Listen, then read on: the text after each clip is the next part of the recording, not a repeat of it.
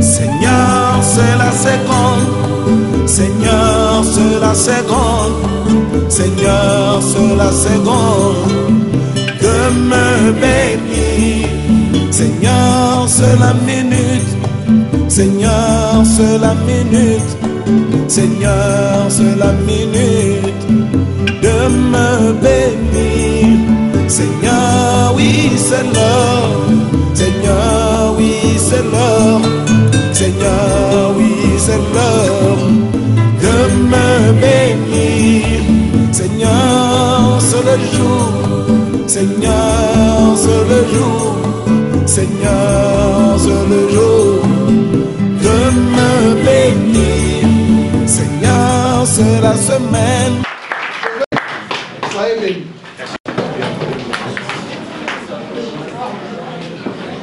Amen. Amen. Est-ce qu'on peut acclamer le Seigneur? Wow. Ça c'est tellement formidable. Amen. Amen. Amen. Amen. Mais seulement ce qui est malheureux pour le peuple de Dieu aujourd'hui, même s'il voit des personnes sérieuses qui apportent réellement la vie, nous n'arrivons pas à les soutenir. Au contraire, nous les poussons à mourir. Mais soyons de ceux-là qui sont sensibles, qui ne donnent pas l'argent tout simplement parce qu'on a prophétisé sur lui. Mais ce que nous avions écouté ici, c'est plus que la prophétie. C'est la pure prophétie même, je dirais. La sainte prophétie de Dieu. Ça engage ton éternité. Amen. Donc je dis, ça engage ton éternité. Amen. Amen. Donc c'est très sérieux. Je ne sais pas s'il y a des aigles ici cet après-midi qui ont écouté comme moi. Amen. Je me souviens encore de Christ quand Lazare était mort. Il a dit, Lazare dort. Mais Jésus parlait déjà de la mort. Amen. Et aujourd'hui, l'Église, regardons seulement autour de nous. Regardez même dans ton propre, là où tu pries, dans ton église. Tu verras vraiment que non, il y a vraiment le sommeil. Il y a la mort. Les gens qui viennent à l'église comme si... vous comprenez? Le ciel même a disparu. Pour jouer au Seigneur, pour la gloire du Seigneur, il faut qu'on vous force. Il y en a même qui demandent de l'argent. Hey! Vous vous rendez compte? Dans quelle période nous sommes? Pour venir donner gloire à Dieu, il faut que les pasteurs puissent te payer.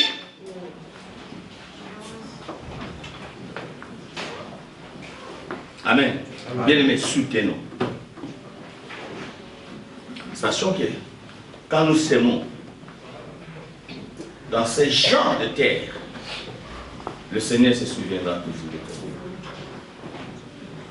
Qui sait, par ta sémence, tu pourras, bien-aimé, participer à gagner des milliers d'âmes. Donc, gloire et honneur. Et nous recommandons ce moment où nous voulons te... Nous voulons donner le meilleur de nous-mêmes pour s'aimer. En fait que Seigneur, oh Dieu, ce sont des cloches pour aller loin. Tu connais les désirs de nos cœurs.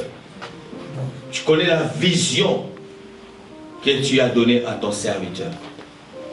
Et nous voulons soutenir cette vision pour que ça... Béni soit le nom du Seigneur Jésus. Oh, Jésus est le même, oui, toujours le même. Béni soit le nom du Seigneur. Oh, élevons les noms. Il t'a révélé des choses. Alors Dieu Dieu parce qu'il te prépare pour son retour. Alléluia.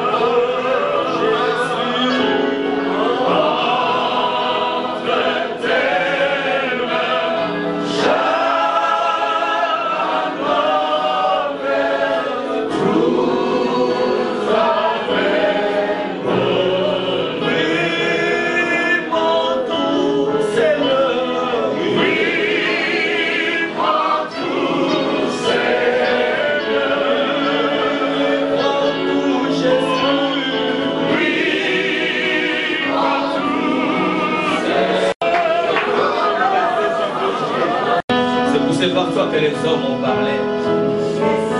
Je crois qu'au travers de cette conférence, Seigneur, il y a des vies qui commencent à être changées, transformées. Il y a des décisions qui ont été prises ce soir. Et nous les croyons. Au nom de Jésus, nous prions et nous disons Amen. Amen.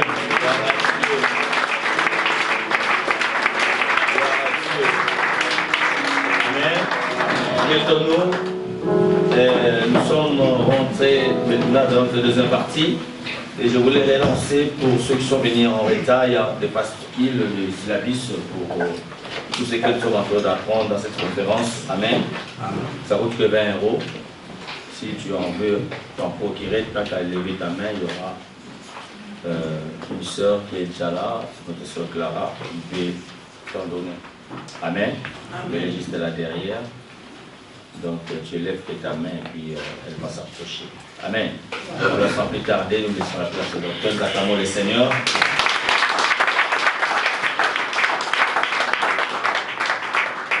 Amen. Amen. Gloire soit rendue à notre Dieu.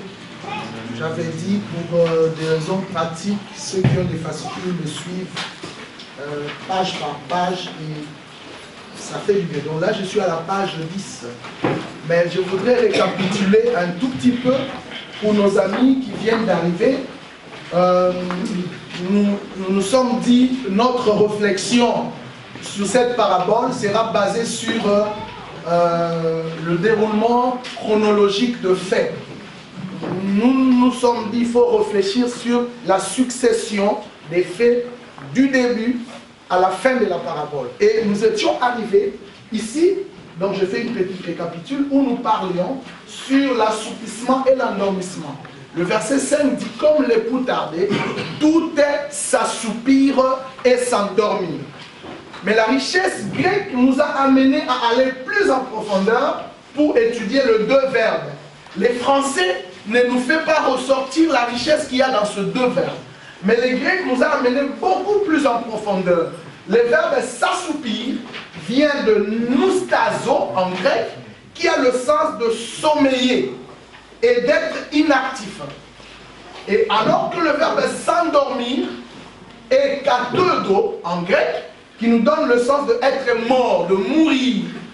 Et donc, le voir ensemble, tout s'assoupir et s'endormir, c'est la situation de l'Église, parce que le vierge est partie de l'Église. Et donc, l'Église, avant le retour de Jésus, c'est prophétique. Elle doit traverser ces deux périodes psychologiques successives. D'abord, le sommet spirituel et puis la mort spirituelle. Maintenant, il faut dire quelles sont les causes. Bon, on n'a pas dit dans la parabole, mais aussi nous pouvons aller plus loin jusqu'à dire quels sont maintenant les effets, d'accord, de cette mort. Il faut diminuer. Non. Ah oui. Je ne sais même pas comment. Je ne sais pas. Ah oui. Ok. Allô. Voilà. Donc, quels sont les effets? Et puis, moi, j'ai un problème. Je veux vraiment vous le dire. Pour comprendre que notre Église assoupie et s'endorme, je vois aussi l'aspect des messages qui sont enseignés aujourd'hui. Yes. C'est le message de l'endormissement, c'est le message de la mort. Donc, certains messages que nous, prédicateurs et pasteurs, nous avons amenés aujourd'hui dans l'église, je dis et je le répète, ce ne sont pas les messages de l'église. Et donc, nous faisons dormir le peuple de Dieu. Non seulement nous les faisons dormir, mais nous les tuons. Parce que quand vous me dites, vous venez, vous passez des années et des années en ne parlant que de la délivrance. Moi, je pose la question. Et après la délivrance? Donc, il n'y a pas un après la délivrance. C'est ça. Il n'y a pas un après la sorcellerie. Voilà. Mais ce n'est pas le kérigme. Dis avec moi le kérigme. Le kérigme, c'est la prédication apostolique. Les apôtres n'ont pas prêché la sorcellerie. Ils ne se sont pas donné la peine de s'atteler, de s'endormir sur destinée, chasser les démons. Maman, Dieu nous a dit, voici les miracles qui accompagneront à ceux qui auront. Je n'ai pas besoin que les pasteurs me prêchent. J'ai accepté Jésus, ça fait partie des miracles qui doivent m'accompagner. Mais pourquoi me prêcher sur la délivrance? Alléluia. Je n'interdis pas, j'ai dit c'est un message de celui qui vient. Voilà. Et dès qu'il entre, il faut qu'il évolue. Voilà. Nous sommes appelés à la croissance. À la croissance. J'avais besoin du lait quand j'étais enfant. Mais je ne suis plus enfant. Pourquoi vous continuez à me donner de lait? Le gros bébé. Donc ça fait partie de toutes ces choses qui font endormir. Et j'ai associé ce texte avec un bon texte de Paul où il nous fait révéler, si vous voulez, ces deux aspects. Aux Éphésiens, il dit réveille-toi. C'est dans le même verset. Toi qui dors, voici le sommeil.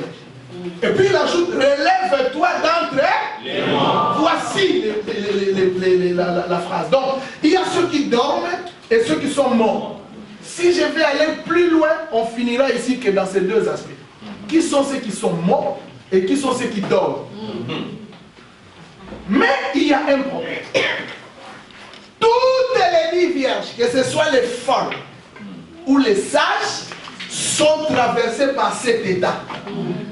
D'accord? Oui. Mais il a fallu un réveil. Nous sommes là. Elle se réveille au son de la nuit. Une voix crie. Le fou est là. Réveillez-vous. Et je suis là. Parce que Jésus ne peut pas revenir si le réveil ne vient pas. Yes. Et je suis venu dire à quelqu'un, bientôt le réveil va commencer. Amen. Aïe, aïe, aïe, aïe, il faut dire amen avec moi. Amen. Nous sommes en train de préparer un mouvement de réveil. Oh, yes. Le réveil commence par la parole. Amen. Je vous dis la vérité. Amen. Le réveil commence par un retour à la parole. Amen. Pour qu'il y ait réforme au XVIIe siècle, yes. Martin Luther a lu l'épître de Paul aux Romains. Yes. Donc le réveil qui a créé le protestantisme était motivé par une relecture de Paul. Yes. Donc si les docteurs ne se lèvent pas pour ne pas enseigner l'église, il n'y a pas de réveil.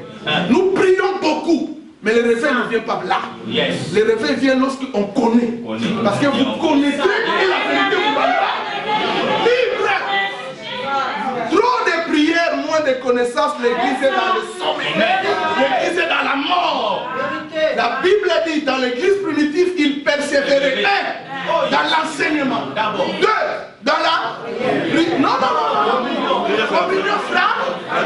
Trois. Quatre. Et ça hiérarchiquement. La prière était...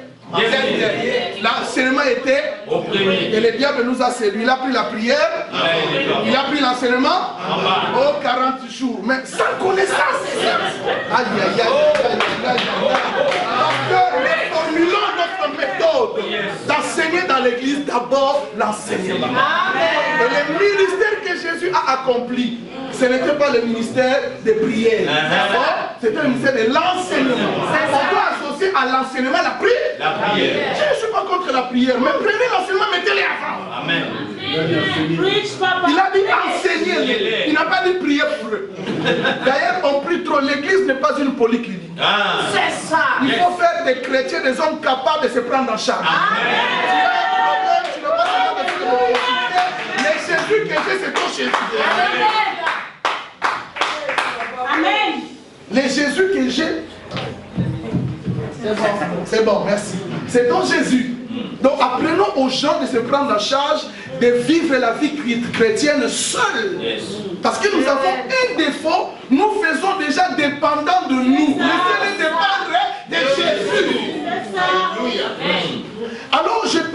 réveil. Maintenant, ce qui est encore intéressant, quand je suis allé en grec pour voir le mot qui est traduit par elle s'est réveillée.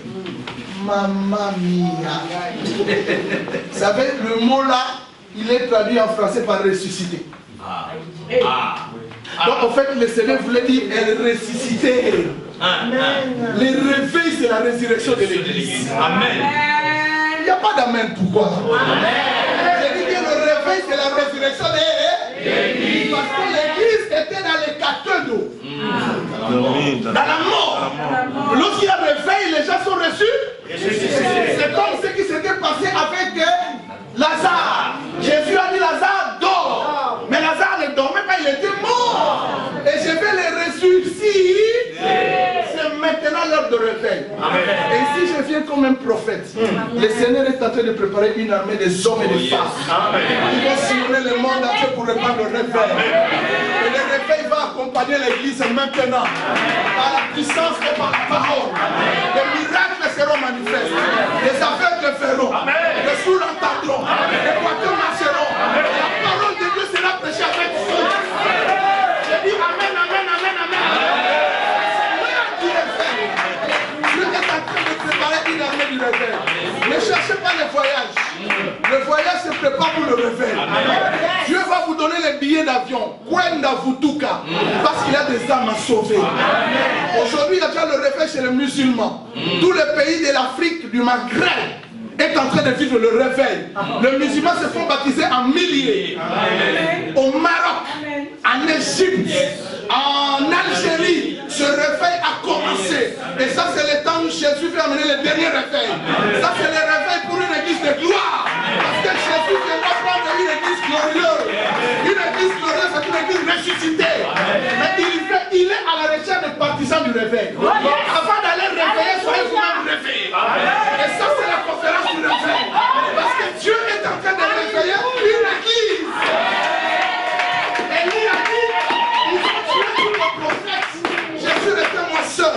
Dieu lui dit, j'ai réservé 7000 hommes. C'est les hommes du réveil qui ne se sont pas fléchis les genoux devant Baal. Nous ne sommes pas là et nous n'avons pas fléchi les genoux devant Baal. Devant l'occultisme, nous avons dit non. Devant le divorce, nous avons dit non. Devant les péchés, nous avons dit non. Parce que nous sommes les partisans du réveil. Et Dieu peut utiliser ces hommes-là. Tu fais partie. Aïe, aïe, aïe, amen.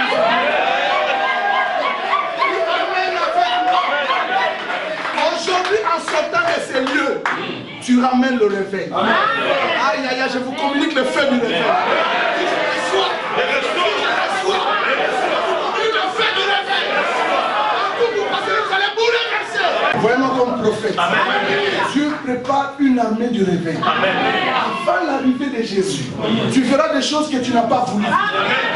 Par ton nombre, il y aura des miracles. Parce que le réveil va amener le retour de Jésus. Elle s'est réveillée toute et se préparait. Le réveil entraînera la préparation de l'église à la rencontre de l'époux. Et tu y fais partie. Dis, je suis partisan du réveil. Dis, je suis partisan du réveil. Et avec moi ce soir, Dieu me réveille. Et avec moi ce soir, je suis réveillé. Je suis ressuscité. Je vais ressusciter des gens.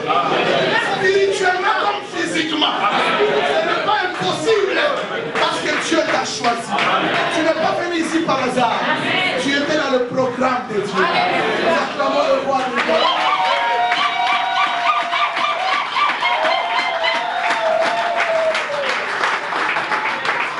Je crois que l'église c'est la préparation. Et la bonne préparation du réveil c'est la formation. Amen. Inscrivez-vous à l'effet qui soyez formés. Amen. À l'effet, nous n'avons pas seulement la lettre. Nous avons aussi l'esprit. L'esprit et la lettre. Il y a 2 jours où tu viens donner tel cours, le Seigneur dit ne donne pas ces cours. Donne un autre cours. Parce que nous sommes soumis à la mouvance de l'esprit. Nous croyons que le Saint-Esprit accompagne une église glorieuse. Le temps du sommeil est passé. Le temps du sommeil est révolu. Tu es avec quelqu'un qui est dans la mortalité, c'est pas toi. Parce que toi tu dois le réveiller. Et Jésus, quand il a donné les cris de se préparer, les sages étaient prêts. Est-ce se réveiller. Que vous les voulez ou pas, nous allons nous réveiller. Et je suis content parce que les 3/4 nous sommes des Africains. Suivez-moi bien, roulez ça. L'évangile a fait un parcours de tous les continents. Et maintenant, dans son parcours, il se pose en Afrique. Suivez ça. Il n'y a pas 5 continents, on nous a menti, il y en a 4. Yes. Donc, il y a le nord, le septentrion. Yes. Il y a le sud, le midi. Il y a l'est, c'est ici, non? Ouais. L'est, l'orient. Il y a l'ouest, l'occident. Je vais vous situer maintenant le continent. Au nord, nous avons quel continent? Europe. Europe. Au sud, Afrique. À l'est, Asie. À l'ouest, Amérique. Suivez-moi maintenant. Jésus est né où? À l'Orient, ici. L'évangile a commencé là. D'accord? À l'époque de Paul, de Jésus après Paul, l'évangile est allé jusqu'en Europe, Grèce. Amen. Oui, tout à fait. N'est-ce pas? Vers le 18e, 19e siècle, les réveils est allé en Amérique. Avec les Catherine Kuhlman, des grands revivalistes. Au début du 20e siècle, l'évangile a quitté l'Amérique. Il est venu ici. Et le 21e siècle, l'évangile est là. C'est eux qui doivent amener l'évangile pour les faire retourner ici. C'est le retour de Jésus. C'est le retour de Jésus. Écoutez bien. Et donc par rapport à ces retours, Dieu a pris la mission évangélique. Il a déposé à l'Afrique. Il a pris les richesses du sous-sol. Il a déposé en Afrique. Il dit avec la richesse du sous-sol, avec l'évangile, vous êtes les évangélistes du temps de la fin. Le temps de celui qui a côté de toi. Il dit tu es l'évangéliste du temps de la fin. Il dit tu es le missionnaire du temps de la fin. C'est nous qui allons évangéliser l'Amérique. C'est nous qui allons évangéliser l'Europe. C'est nous qui allons évangéliser l'Asie. Parce que nous sommes la mission du temps de la fin. Est-ce qu'il y a quelqu'un qui comprend? Jésus ne reviendra pas si tu ne commissionnes pas. Cette bonne nouvelle du royaume sera prêchée dans toutes les nations, alors viendra la fin.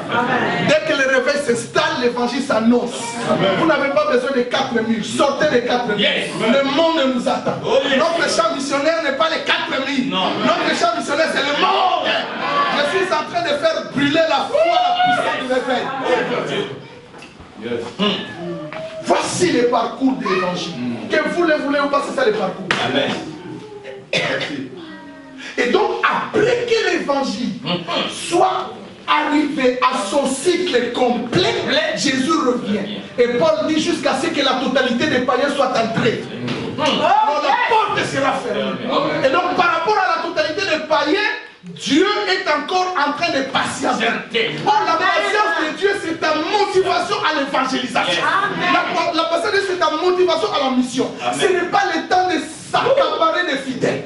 Ce n'est pas le temps de chercher qui est dans mon église, qui est dans telle église. C'est trop bas. C'est le temps de se lever et d'annoncer l'évangile, afin de changer le monde avec des signes de Dieu. Dieu est en train de répandre la puissance de dons spirituels. Le ciel s'ouvre maintenant. Le miracle se répand. La foi se répand. La guérison se répand. La prophétie se répand.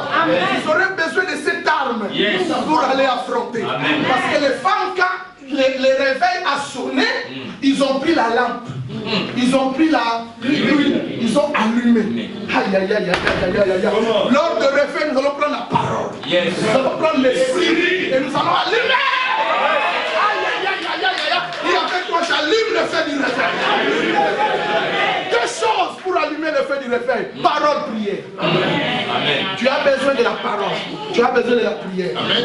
Lorsque les apôtres ont choisi des diacres, voici ce que Pierre a dit. Nous allons nous atteler dans la prière et le ministère de la parole. Tu n'as pas besoin de l'huile. Tu n'as pas besoin de l'eau. Tu n'as pas besoin d'habits. Tu as besoin de la parole et de la prière. Moi, ce qui m'intéresse, c'est la parole et la prière. Dis Amen avec moi. Et tous les accessoires, mettez de côté. Les accessoires sont temporaires. Mais la parole et la prière sont permanentes. Yes. Alléluia. Le réveil, elle s'est réveillée tous, mais un problème s'est posé. Les sièges étaient prêts, mais les folles manquait une chose dans le réveil. Le réveil s'installe, mais il y a encore des traditionnalistes. Ils sont dans la parole, mais ils refusent l'huile. Ils ne se sont pas préparés en apprêtant de l'huile. Et ça leur a coûté cher. Voici ce qu'ils disent. Quand elles sont venues vers celles qui en avaient, donnez-nous votre huile. C'est ça. Mais il n'y en a pas assez. Ni pour nous, ni pour vous. Allez plutôt chez ceux qui en vendent. Le temps d'aller arriva. Ça veut dire quoi? La distraction. Aïe, aïe, aïe, dis avec moi la distraction. Ce n'est plus l'heure de la distraction. Celui qui te met dans la distraction va rater, va louper l'entrée. La distraction c'est quoi? Aller chez les vendeurs. Et c'est ce que Élie, Jésus dit. Ce qui s'est passé du temps d'Élie et de l'autre. Les hommes vendaient, les hommes achetaient. Comme ils sont allés acheter jusqu'à ce que l'eau est sortie et la pluie vient. Jusqu'à ce que Noé entra et la pluie vint. Ces jours-là aussi les folles, elles sont allées à la recherche. Cette façon de voir démontre, sans contredit, l'aspect de la distraction. Nous voulons encore acheter. Nous voulons encore vendre. Nous voulons encore parler. Moi, voiture, j'ai une voiture de 500 000 $. Moi, j'ai une maison de 1 million $. Moi, j'ai une chaussure de 100 000 $. On n'est plus là. Ça, c'est la distraction. Nous, on a dit la parole. On a dit l'esprit. Pour le salut des âmes. On dit amen fort. Ce n'est pas l'heure de la distraction. C'est l'heure de se préparer. C'est l'heure de se préparer. Et donc, dans la dernière préparation, j'arrive tout doucement à la fin de mon message, je comparais les sages folles et les vierges sages et les vierges folles. Je vis un problème, c'est-à-dire les croyants qui sont prêts et les croyants qui ne sont pas prêts. Ma question, est-ce que tu es prêt? À page 12 maintenant, les vierges sages, elles avaient des lampes de l'huile. De vierges folles, elles avaient des lampes sans huile. Elles étaient prêtes, les sages. Elles n'étaient pas prêtes, les folles. Elles veillaient, le sage. Elles étaient dans la distraction, les folles. Elles étaient prises, finalement. Elles ne seront pas prises, malheureusement.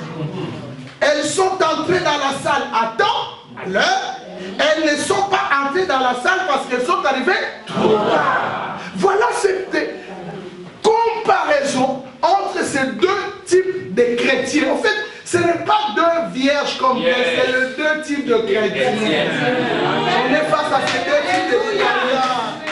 Ceux qui viennent à l'église encore pour montrer leurs habits. Les pasteurs qui prêchent encore pour montrer leur voiture. Mais nous faisons l'œuvre de Dieu.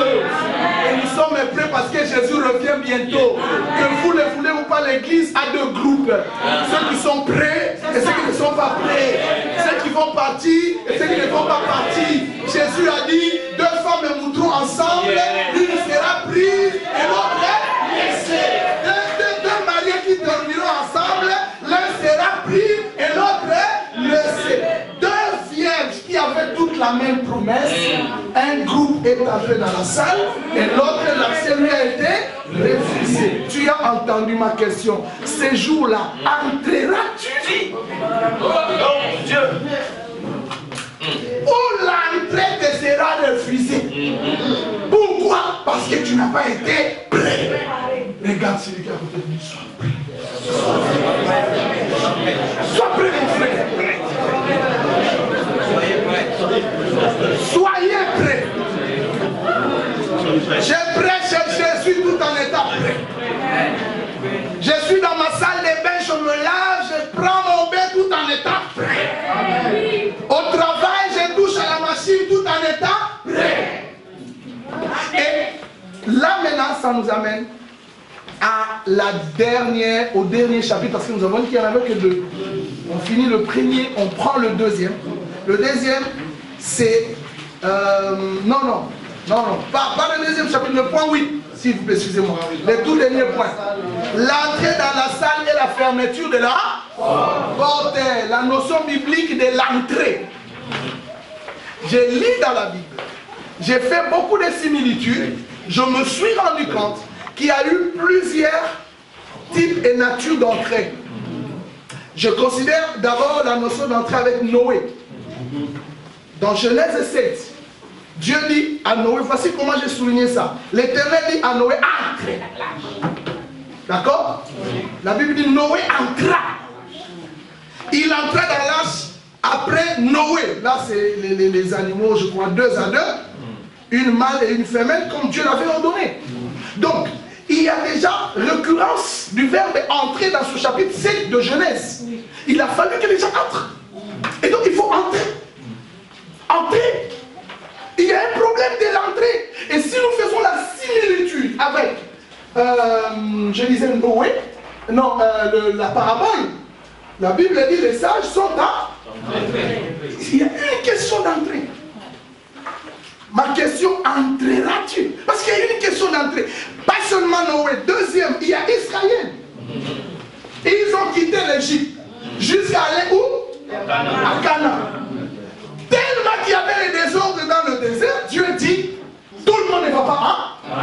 Deux seulement sont mais le problème de l'entrée, quand je lis ma Bible, je vois toujours la minorité dans ça. C'est ça, c'est ça.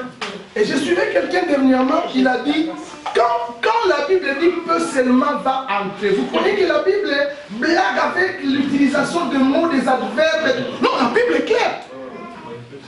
Est-ce que vous pouvez dire, mais Dieu est quand même juste, comment il peut sauver tout ce monde pour ne sauver que Dieu? Il a dit, non, il est entré. 8. Mais prenez le 8, le 8 dans l'infini nombre. Qui a fait. Et donc Dieu a permis les noyades de tous ces milliers de gens pour ne sauver que 8. Qu'est-ce que vous croyez? Bon, on prend le temps de l'ordre. Ils étaient sauvés combien? 40. Divisé par 2. Dieu a accepté de tuer toute une ville pour ne sauver que? N'a-t-il pas pris la peine pour ces gens?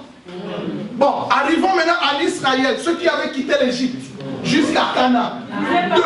Dieu a divisé par 2. 12 seront tués. Il les a tués. C'est 2 qui étaient rentrés parmi des milliers. Dieu n'a-t-il pas eu le souci de sauver ces milliers? Non, Dieu est clair. Le problème de l'entrée est un problème de l'entrée. Ceux qui ne seront pas prêts resteront. En ce moment, Dieu quittera son trône de grâce. Il s'assiera sur son trône de gloire. Dans le trône de gloire, il devient un Dieu sévère. Il est amour, mais il est aussi sévère. Aujourd'hui, il utilise son amour. Demain, il va utiliser sa sévérité. Juge la justice. Il t'a donné le temps. Tu dors, tu manges. Tu ne sais pas quand tu vas mourir. Rachetons le temps. Quand les jours sont, arrêtons avec le péché. Ne continuons pas. Amen. Arrêtons avec le péché. Et la notion d'entrée ne s'arrête pas qu'avec Israël. Je viens dans le Nouveau Testament, la page 13, 14. Jésus est la notion d'entrée. Lisez-moi ce texte. 14, je n'ai même pas écrit ça. Luc chapitre 14. À partir du verset 25. Vous qui avez... 25. Des grandes foules faisaient route avec Jésus. Il se retourna et leur dit, si quelqu'un vient à moi, et s'il ne hait pas son frère, son père... Attends. Ce n'est pas ça. Luc 13.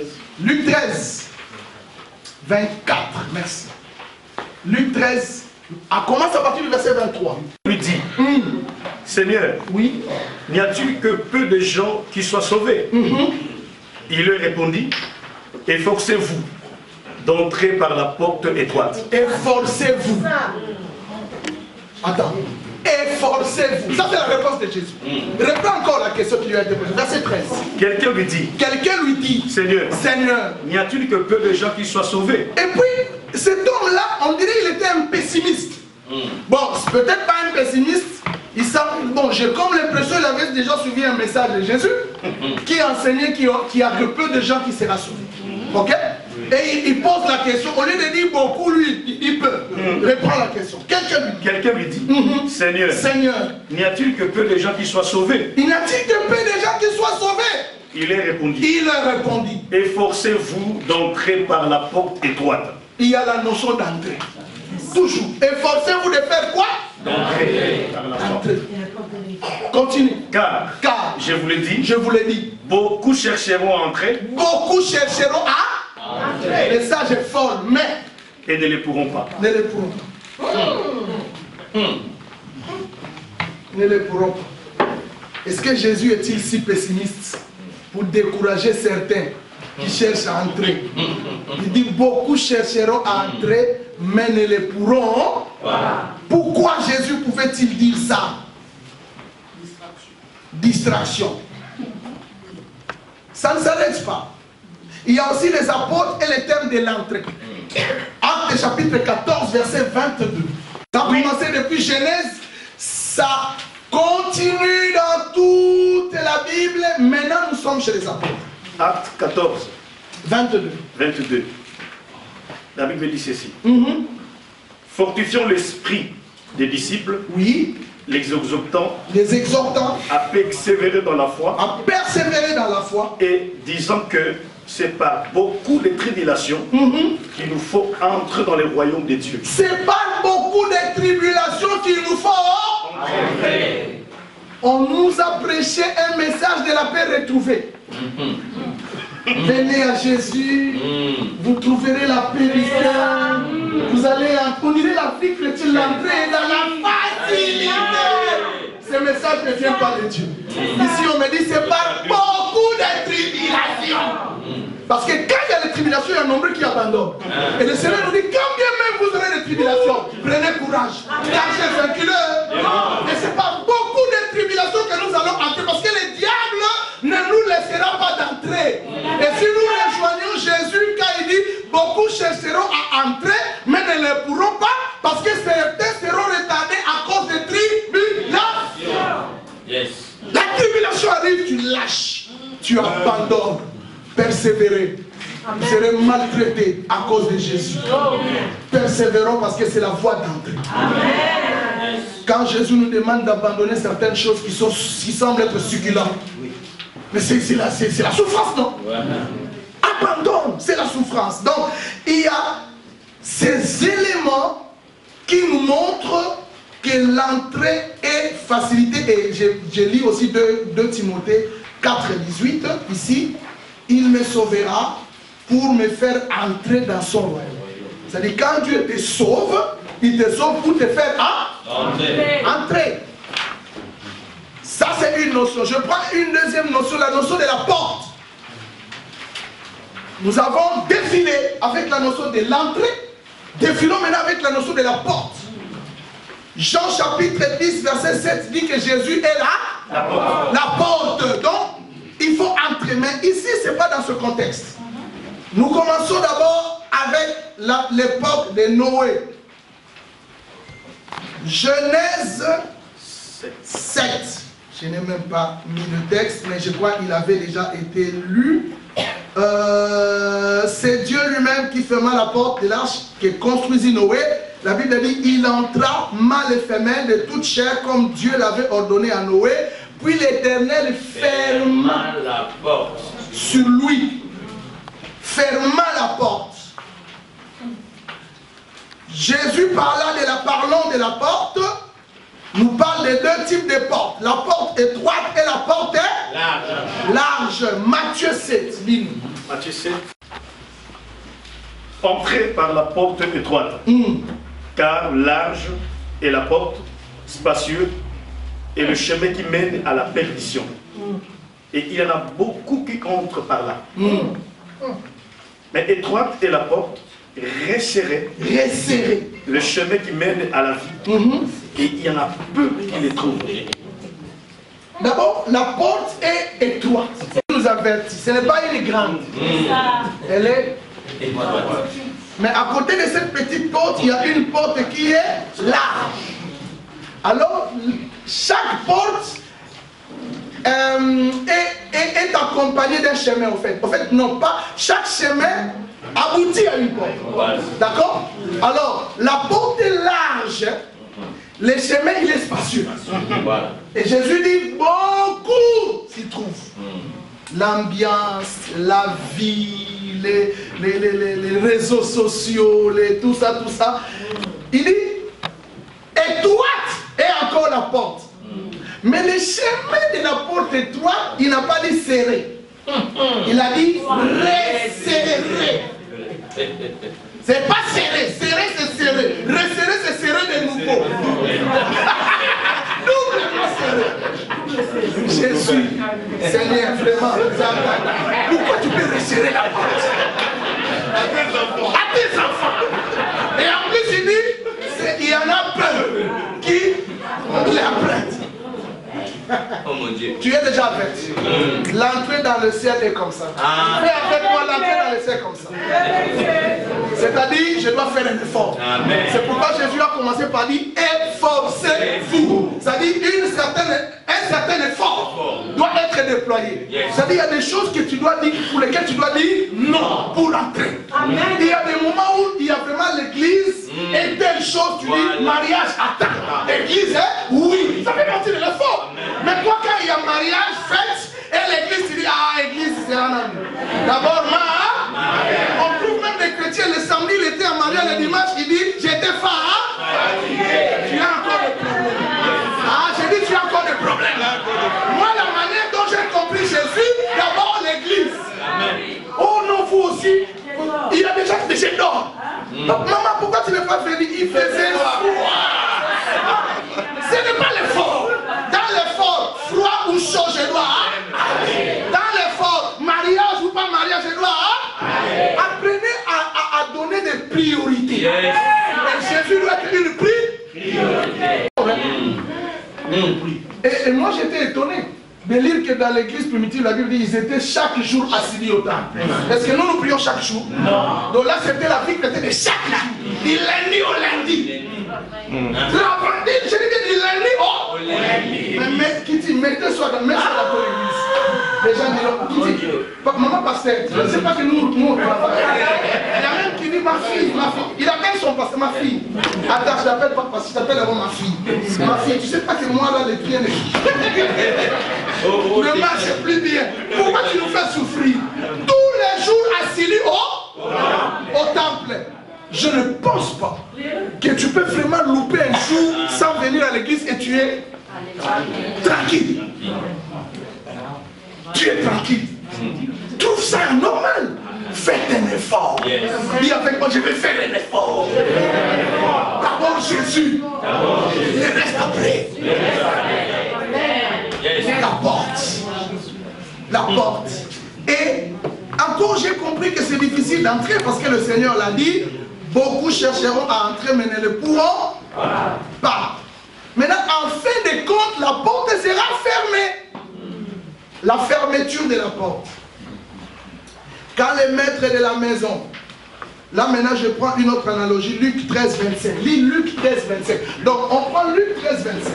On le met en parallèle. Et aura fermé la porte. Ce sera levé et aura fermé la porte. Alors écoutez, je les mets en parallèle. Reste là, papa.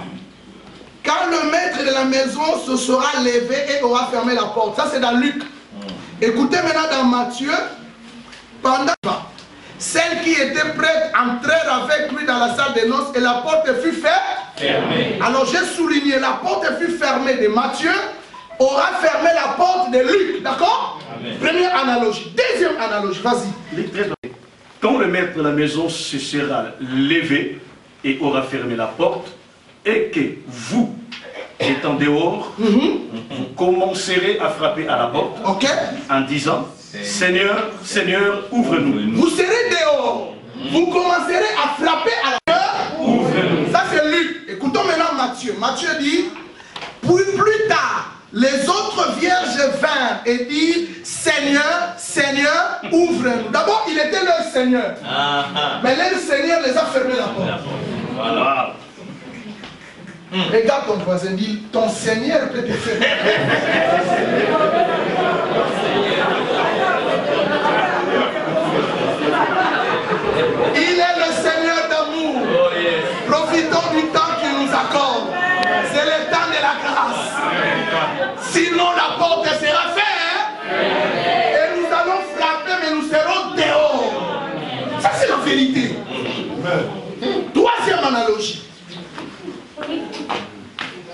verset 25 toujours de Luc. Je ne sais d'où vous êtes. Je ne sais d'où vous êtes. Maintenant, j'ai lu dans Matthieu. Mais il dit, je ne vous connais pas. C'est terrible.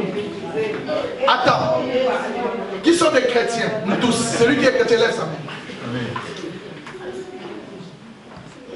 Mais écoute-moi, en tant que chrétien qui nous a appelés à venir à Jésus. Lui-même, d'accord? Donc il nous connaît, non? C'est lui qui nous a appelés et qui nous connaît hier. Demain, il parvient à nous dire, je ne vous connais pas. C'est un désordre textuel. Dis avec moi, désordre textuel. Désordre textuel. Non, reprends, désordre grammatical. C'est pas possible. Aujourd'hui, viens à moi. Demain, je n'étais jamais connu. Qu'est-ce qui se passe? La réponse à chacun de nous. C'est un travail. TP. Préparez-moi un TP. Donnez-moi la réponse. Vous êtes mes étudiants. Envoyez-moi mon mail. Hein. Quand ma ministrice j'ai un programme. Pourquoi? Je vous connais, je ne vous connais pas. Alors que parmi ces gens, il y avait des prédicateurs. Parmi ces gens, il y avait des apôtres.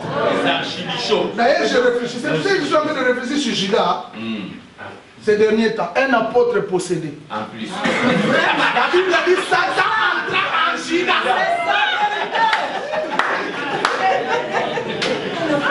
Oui, et en plus, pas possédé par un démon, mais possédé par Satan. C'est-à-dire un apôtre appelé par Dieu, choisi par Jésus, marchant avec Jésus, mais possédé par Satan. Allez-y comprendre. Possédé par qui? Allez-y comprendre.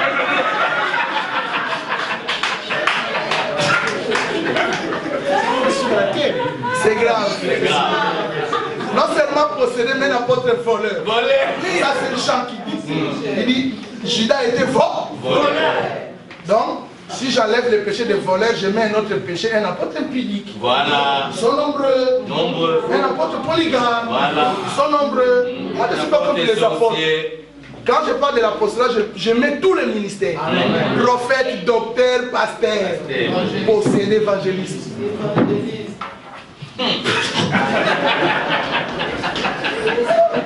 Ça, ce sont des vérités qui font mal. Mais on a besoin d'écouter ça. Ce n'est pas un message de condamnation. Je ne condamne personne. Mais je dis la vérité. Vous connaîtrez la vérité. Et la vérité vous rendra. Amen. C'est tout. C'est la vérité. C'est la quinine, mais la quinine fait bien, fait du bien. Amen. Malgré que c'est amer. Alors, le dernier chapitre, le message central de la parabole. C'est la page 16. Chers amis, procurez-vous de ces façons. Procurez-vous, je vous en prie. Le message central, 2 points. Veillez donc. Verset 13. Prier. Jésus disait toujours veillez et prier. C'est le mariage des verbes. La prière, la veille, par la parole, par la sanctification. C'est des éléments importants que je conclus, mes amis, par cette chose. C'est la dernière, ma conclusion générale. Ma conclusion générale, j'ai 2 textes. J'aimerais que nous les lisons. Hébreux 12. 14. Hébreux 12, 14. Et la sanctification, sans laquelle personne ne verra le Seigneur. Et la sanctification sans laquelle personne ne verra le Seigneur. Et je vais vous expliquer en termes simples. Sanctifier veut dire séparer. Alors je retraduis. Vous cherchez la paix et la séparation. Sans la séparation, personne ne verra le Seigneur. Donc il y a 2 choses avec lesquelles tu dois te séparer. dès aujourd'hui. La Bible dit aujourd'hui, si vous entendez sa voix, n'endurcissez pas vos cœurs. Donc dès maintenant, il y a des choses avec lesquelles il exige la séparation, pas la négociation. La séparation, pure et simple. Sinon, ça sera trop tard. Deuxième texte, Apocalypse 22. Apocalypse 22. Et il me dit, ne scelle point les paroles de la prophétie de ces livres, car le temps est proche. Car le temps est proche. Que celui qui est injuste soit encore injuste. Écoutez, ça c'est vraiment, nous en Lingala on parle de Kochula Pinza. Traduisez-moi en français. Non, c'est moquer. J'ai comme l'impression que c'est une forme de moquer. Le Seigneur qui dit, hein maman qui dit, que celui qui est injuste soit encore injuste. C'est moi. Continue. Que celui qui est souillé, s'essuie encore. Quelle moquerie, continue. Et que le juste pratique encore la justice. Continue. Et que celui qui est saint, que celui qui est séparé, se sépare encore. C'est pas de la distraction. C'est pas toi du péché. C'est pas toi des mauvaises compagnies. Amen. Les mauvaises compagnies corrompent les bonnes. Dis-moi qui est ton ami et je te dirai qui. Ceux qui s'assemblent seraient. C'est pas toi. C'est un milieu qui ne doit plus fréquenter mes jeunes frères et sœurs. Quels sont tes amis dans les réseaux sociaux? Et sur base de quoi vous discutez dans les Facebook? C'est pareil. Chers amis, j'ai ça en moi un fardeau. Nous voulons prier pour le mouvement du réveil. Le réveil est à la porte. Il y a une armée que Dieu est en train de préparer. C'est les 7000 qui ne se sont pas fléchis les genoux. Moi je les appelle les 7000 réservés stratégiques par Dieu. Et l'heure arrive où il les rassemble pour les faire lever comme un seul homme et les envoyer dans le monde. Lèvons-nous, frères. Nous avons les yeux fermés.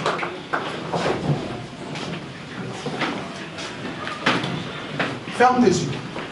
Béni soit le nom, béni soit le nom de Jésus, béni soit le nom du Seigneur Jésus. Jésus est le même, oh oui, toujours le même. Béni soit le nom du Seigneur. Oh, élevons les noms. Élevons les noms. Jésus. Élevons le nom de Jésus. Oui, toujours le même. Élevons le nom du Seigneur. Lève ta main droite, commence à prier pour le réveil qui s'annonce maintenant. Et dis à Dieu que toi, tu sois le partisan de ce réveil mondial. Au nom de Jésus, prions tous ensemble. Alléluia. Oh, Yababa, Bondo, Bosoko, Yaba. Hey, Baba, Sheka, Mana, Boka, Yababa. Les yeux de tous les deux pour réveil. Les yeux de la résurrection.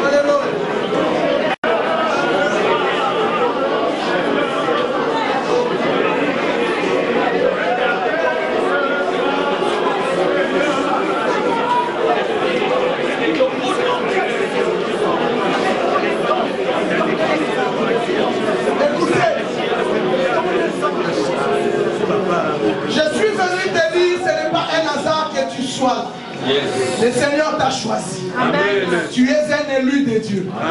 Dieu t'a connu d'avance. Et il t'a prédestiné. Parce que tu as une mission. La Bible dit, nous sommes son ouvrage ayant été créés en Jésus. Pour de bonnes œuvres que Dieu a préparées d'avance.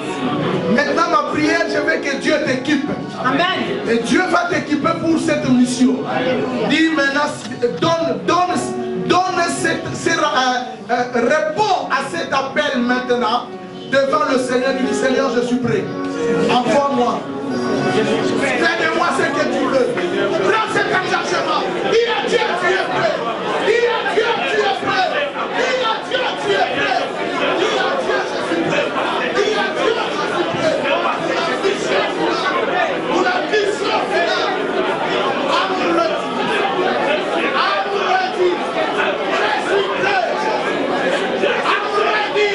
Alléluia. Je suis prêt.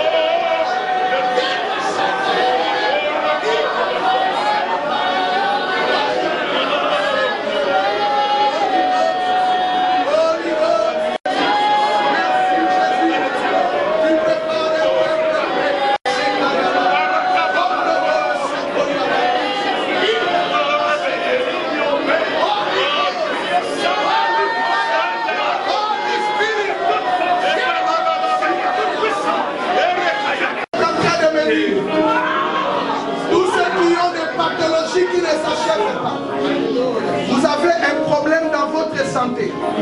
Mais dès que vous prenez l'engagement d'entrer dans cette mission, la guérison entre dans votre vie. J'ai pris pour les règlements de tous les reins, de tous les cœurs, de tous les esprits, tout organe qui ne fonctionne pas bien. Aujourd'hui, Dieu le touche le guérit. Parce que tu dois aller en bonne santé, en bonne guérison. Allez recevoir la guérison. Allez recevoir le miracle. Allez recevoir. In the name of Jesus. Alléluia,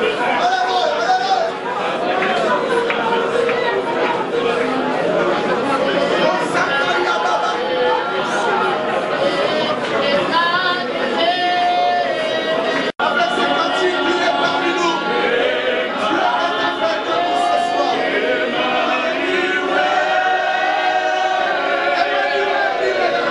Il est présent, Emmanuel. Dieu parmi nous sauve.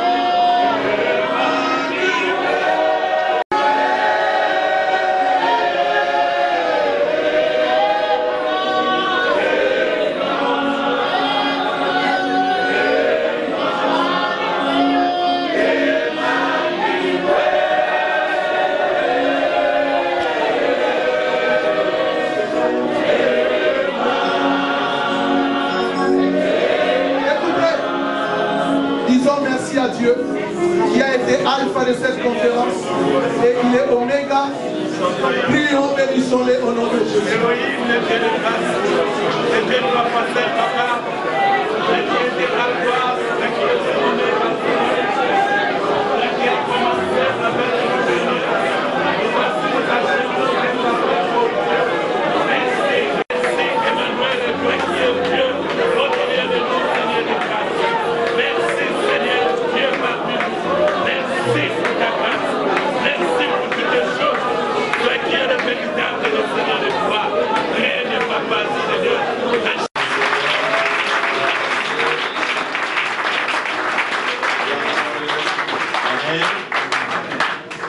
Le moment où nous sommes en train, mettons-nous debout, nous sommes en train de nous préparer pour des questions. Si tu as une question, prépare-toi déjà, tu poseras la question, tu passeras le micro et nous allons enregistrer la question et le docteur répondra. Amen.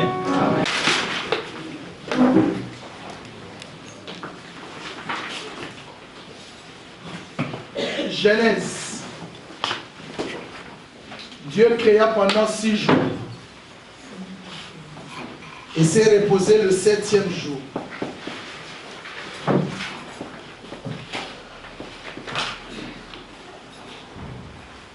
Un jour est comme 1000 ans, ça c'est Pierre. Nous sommes au 7e jour, je vais vous expliquer. De la création à Abraham, 2000 ans passés. D'Abraham à Jésus-Christ, 2000 ans passés. De Jésus-Christ, d'il y a 18 ans passés, 2000 ans.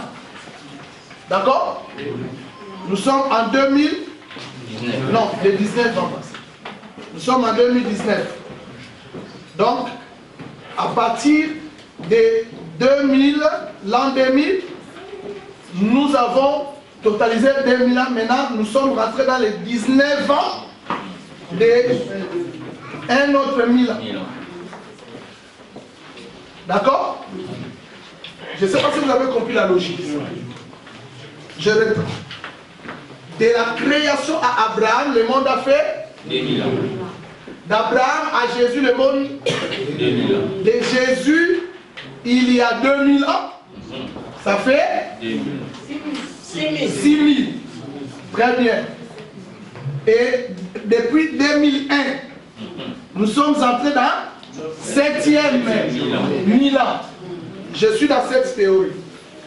Dieu a créé pendant et s'est reposé. Donc le 7e 1000 ans, c'est le millénaire du repos. Dieu ne va pas dépasser ça. Suivez maintenant. Lorsqu'il est arrivé le 7e jour, la Bible dit Dieu les sanctifia.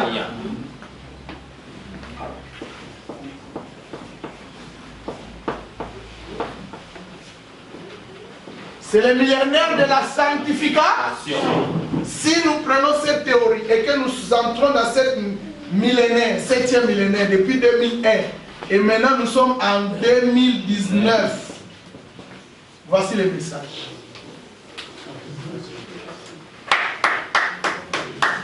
C'est ça.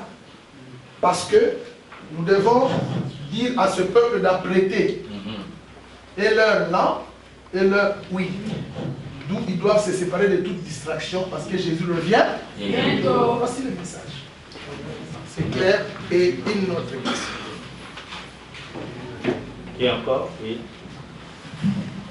Je voudrais savoir, parce que la fois dernière, nous avons été à Bruxelles, et dans la conférence, il y avait deux verbes qui m'avaient frappé. Il y avait l'entrée et le sortir. Aujourd'hui, entrer et fermer. Alors, moi j'ai un dilemme. Parce que je me dis, peu entreront. Resserrer. Vous m'avez dit, c'est serrer défaut. Alors je me dis, est-ce que l'Éternel nous a prédestinés, c'est peu qui vont entrer et les nombres incommensurables, si je puis dire cela, qui vont être perdus. Est-ce qu'il y a un problème de prédestination ou franchement, je suis un peu bloqué, voilà. Je comprends. Merci. Parce que le terrain de la prédestination, on a comme l'impression que Dieu a tout préparé, nous on ne fait rien. Mais Jésus va dans le terrain de l'effort personnel. Il a dit efforcez-vous. Donc, vous êtes choisis par Dieu, élus par Dieu, mais vous avez aussi la possibilité, vous, de vouloir ou de ne pas vouloir.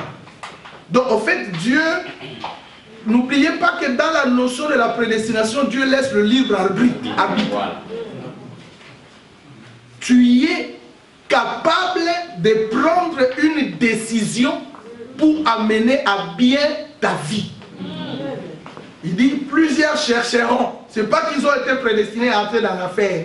Ils ont été prédestinés à être sauvés, mais tout simplement, ils se retrouvent ne pas être prêts. Je vous ai dit, que ce soit les vierges folles ou les vierges sages, toutes ont été appelées de la même manière. Mais à la fin, il y a un « je ne vous ai jamais ». Et au final, dans le dernier verset de la parole, Jésus dit, tenez-vous prêts. C'est pas mon problème, c'est parce que vous n'avez pas été prêts. C'est tout. Donc l'homme doit faire un choix et s'efforcer, sinon il va regretter. C'est pourquoi Jésus dit, plusieurs me diront, n'avons-nous pas prêché? Ils ont prêché. N'avons-nous pas fait beaucoup de miracles? N'avons-nous pas prophétisé? Ils ont exercé même des grandes églises.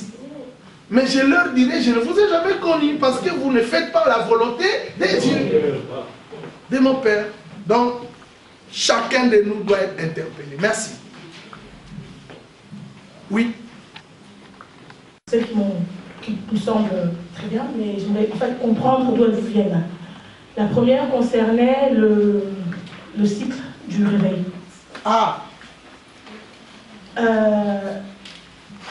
Vous dites que ça a commencé en Asie et que la boucle va se refermer encore en Asie. Alors, je trouve bien cette théorie, mais j'aimerais bien comprendre comment elle vous a été inspirée. Ça, c'est vraiment la théorie des Kama. Ça vient de nulle part. Ça vient de la voûte céleste. Parce que c'est une théorie qui a des preuves bibliques.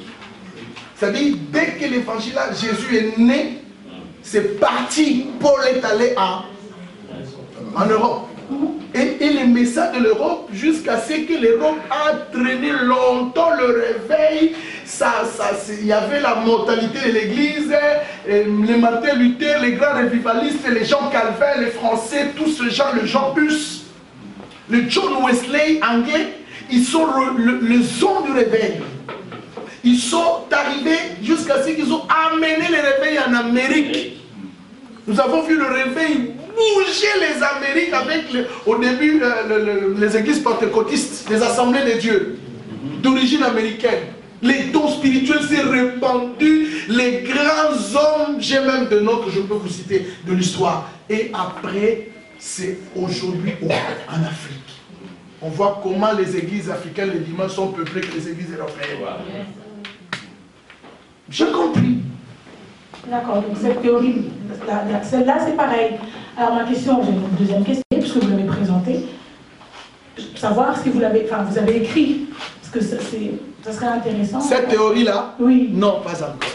Ben, il faudrait écrire. Oui, merci. Pour qu'on puisse la comprendre. Merci. Parce que je vais écrire. Vous avez dit avant que vous repreniez à la sœur, prenons les hommes de Dieu ou serviteurs ensemble qui ne craignent pas Dieu, qui ne marchent pas bien dans la sanctification, Dieu ne les connaît pas. En étant vivant. Non, non, je ne dis pas Dieu ne les connaît pas. Ce jour-là. Voilà, ces jours-là. Ouais, il leur dira. Voilà, donc là, en fait, ce n'est pas vraiment ma question dans ce sens-là. Étant vivant, il sert Dieu. Il ne marche pas bien. Donc je peux dire Dieu le croit parce qu'il marche, il ne vit pas dans le péché. Bon, cette théorie-là, je ne veux pas rentrer dedans. Ok, bon, en fait, Dieu peut connaître quelqu'un, même s'il continue de faire le mal, mais c'est en fait, c'est la fin qui est déterminante. Vraiment, allons-y dans l'aspect de la fin. Pendant son exercice, ça va arriver, nous voyons, qui ne marche pas bien, on le voit clairement. Ma question n'est pas la Dieu continue, pardon, Dieu continue de lui faire grâce. Voilà, la grâce, oui. Toujours, c'est pourquoi Dieu le connaît, parce que c'est l'amour du Seigneur.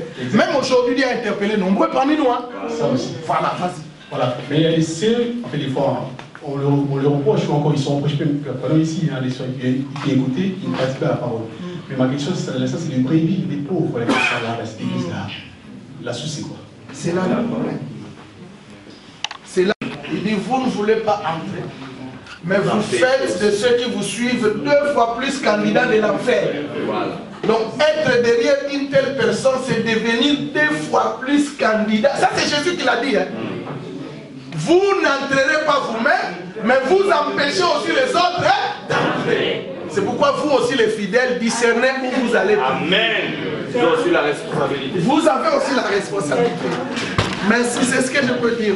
Oui. Il y a une, là-bas. Le livre La tragédie du ciel. Oui, la tragédie du ciel, ça se trouve vraiment à l'intérieur et c'est expliqué vraiment. Si vous lisez, vous comprenez cette logique-là. Ok, mais je n'ai pas lu ça. Hein. Ah, c'est intéressant. La tragédie du ciel. Je sais, c'est écrit par une femme. Je ne connais pas l'auteur. Non, je connais l'auteur. La tragédie du ciel. Je connais l'auteur, c'est une dame.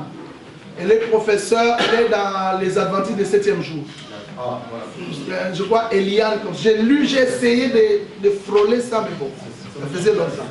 Dieu lui avait dit de frapper sur la pierre, le roc. Dieu n'avait pas dit de frapper, de parler. Mais lui, il a commis l'erreur. Dieu a fait répandre l'eau. C'est par rapport à son amour vis-à-vis de soif du peuple. Mais ce n'était pas à cause de Moïse. Donc, c'est-à-dire tous ces hommes de Dieu qui ne marchent pas bien, mais du fait qu'il annonce la parole et que ces peuples viennent à l'église pour écouter la parole, Dieu manifeste. Dieu manifeste par rapport aux soifs de ces peuples, mais non par rapport à toi, l'homme de Dieu. Donc tu ressembles à Moïse. Merci beaucoup. Merci beaucoup. C'est ici. Vous avez dit lorsque l'époux est venu, avant même l'époux vienne, le cri, les sages ont dit aux folles, allez acheter. Ils sont partis.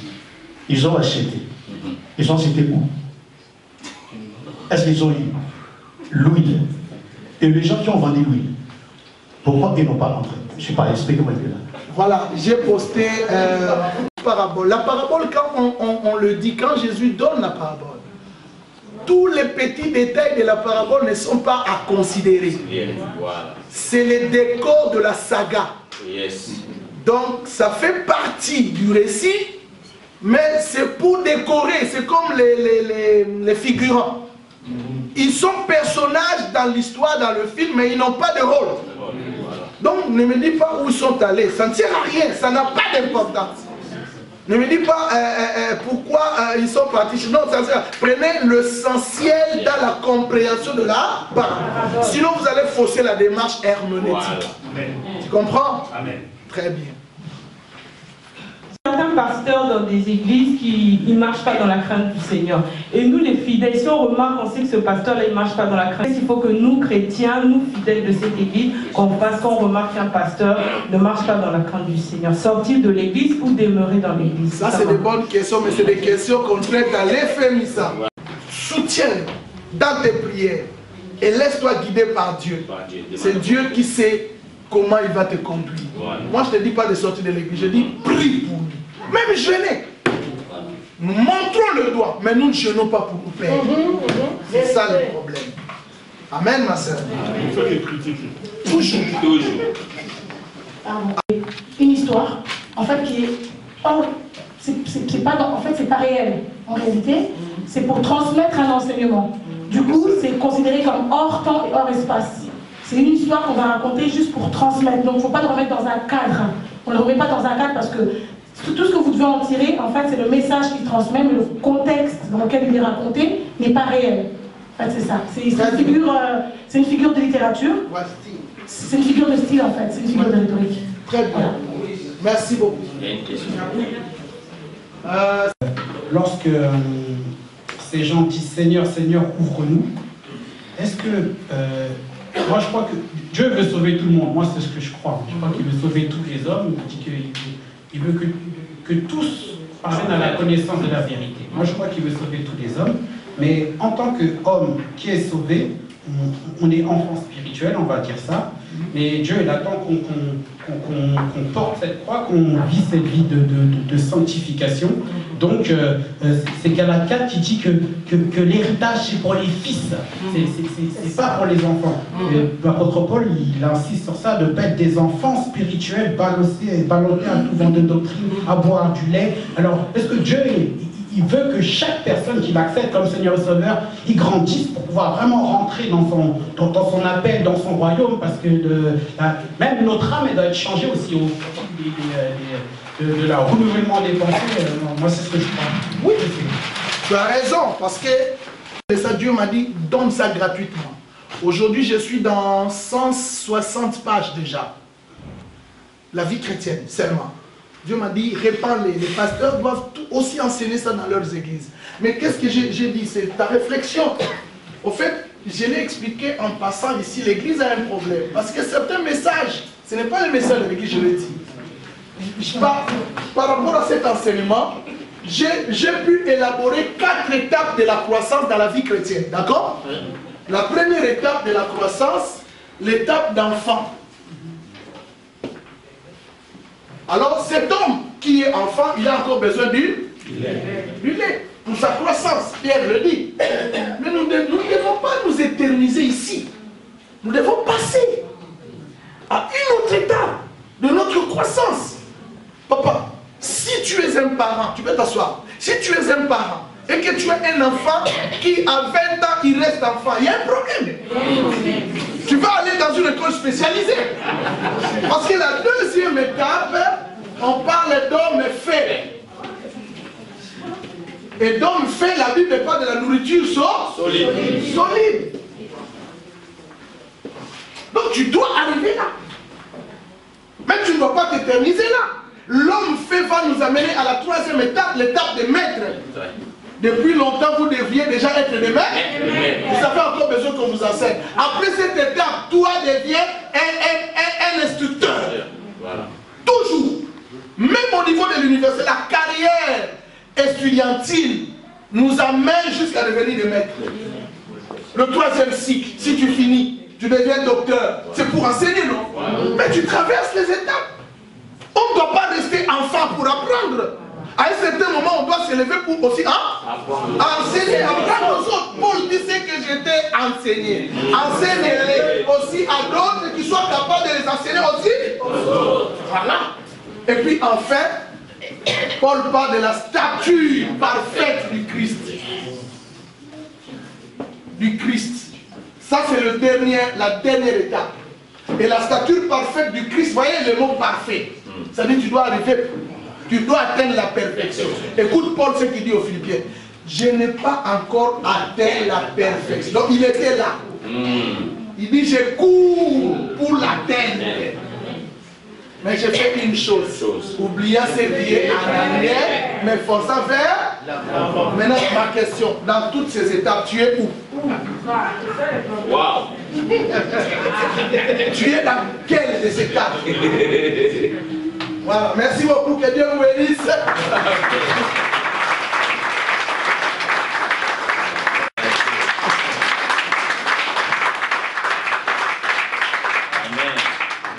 Je crois que la soif continue, c'est tellement merveilleux. Amen.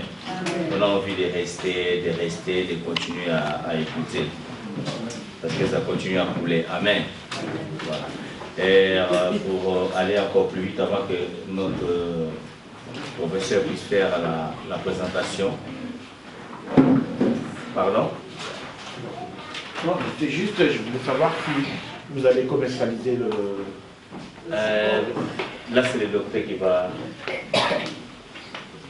décider. D'accord? Ok. Je laisse au pasteur Petit, là, le Seigneur.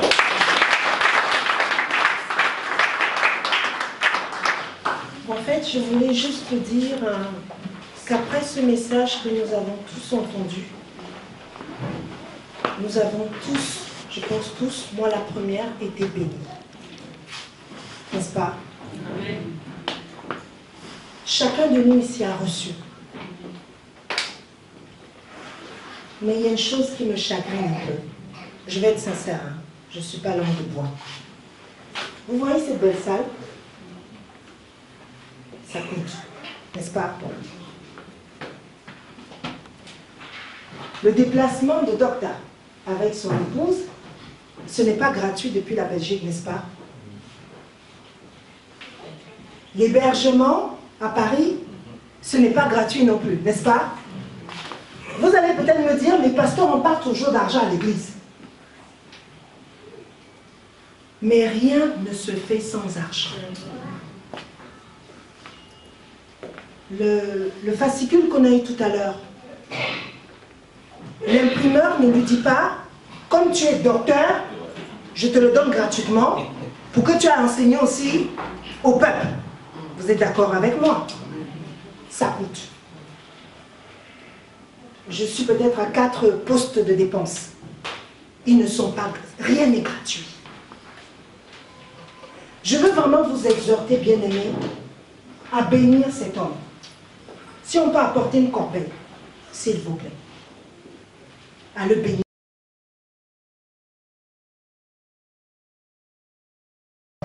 Déjà de cœur. Amen. Que Dieu vous bénisse. Reste là. Nous avons le financier, le diacre Kelele Benjamin. Ah là là là là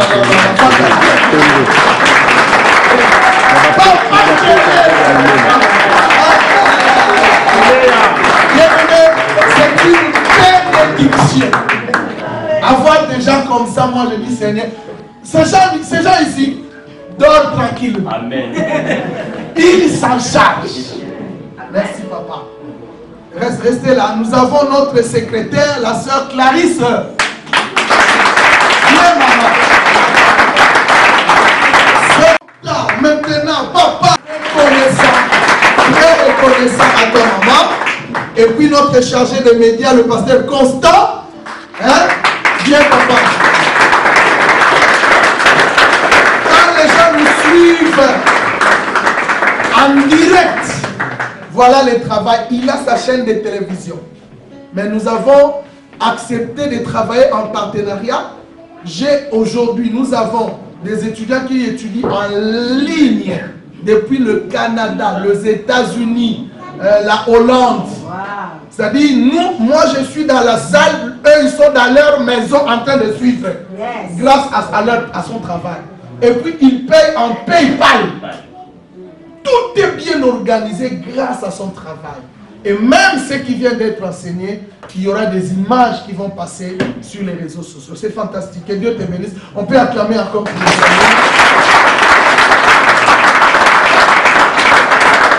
Et nous avons l'évangéliste Célé, notre modérateur. Mon enfant depuis la RDC vient Célé, Célestino. Le chargé. Moi je suis venu. moi je mets ma voiture et mon carburant pour te ramener de Paris à Bruxelles, là où tu habites, et retourner après chez moi à la maison. Je dis, ce n'est que le Seigneur qui peut mettre à cœur un tel désir. Et vous savez, hier, c'est lui qui est venu à la maison. Il s'arrête dans ma maison. Il dit, il sonne, moi, donc ta maman Rachel descendait. Il nous met dans sa voiture. Il nous a amenés. Et le dimanche, il va nous ramener. Non, Dieu doit bénir des gens comme ça.